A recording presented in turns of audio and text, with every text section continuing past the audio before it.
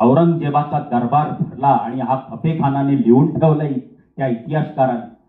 त्या दिवशी औरंगजेब म्हणाला, वो सचमुच शेर का छावा था, उसके हमने हाथ काट दिए मगर उसने हाथ रहम के लिए नहीं फैलाए हमारे सामने। उसकी गर्दन काट दी हमारी मगर उसकी गर्दन नहीं झुकी हमारे सामने। उसके घुटने निकाल दिए मगर उसने घुटने नहीं टेके हमारे सामने।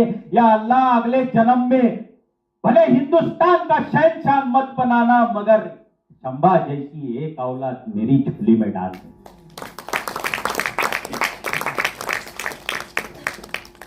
अशा पद्धतीने ह्या महाराष्ट्राच्या मातीसाठी कसं जगायचं हे भोसले घराण्याने सुरुवातीला दाखवून दिलं, आपल्या घरादारावर पाणी सोडून। पण या मातीसाठी कसं मरायचं हे शंभूराजांनी दाखवून दिलं।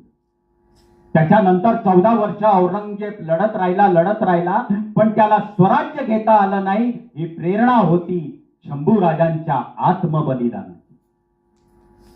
पण आजची माणसं अशा काही ठिकाण बघायला विसरतात। 30% लोकांनी आज रायगड बघितलाय महाराष्ट्रात। शंभूराजांच्या समाधीचं दर्शन तर खूप लांब राहील।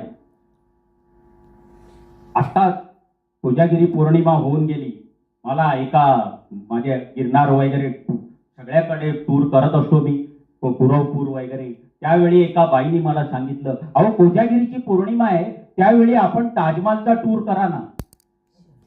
मी त्यांना म्हटलं, कोजागिरीच्या चांदण्यात ताजमहाल ते थडगं बघायला जाण्यापेक्षा रायगड बघायला जा।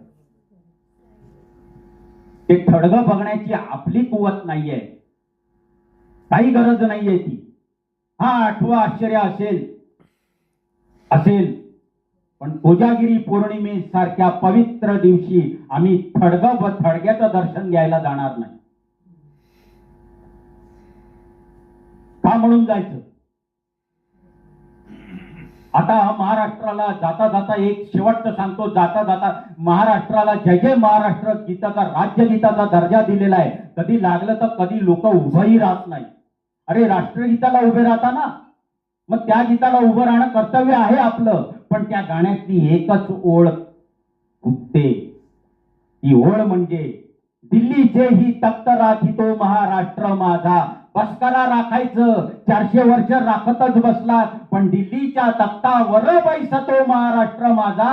हे स्वप्न जर महाराष्ट्रात बघितलं ना तर महाराष्ट्रातला पंतप्रधान झाल्याशिवाय राहणार नाही। मग तो कोणी का असेल ना, पण तो महाराष्ट्रातला असेल। पण हे स्वप्न बघायला पाहिजे। आम्हाला शिकवलं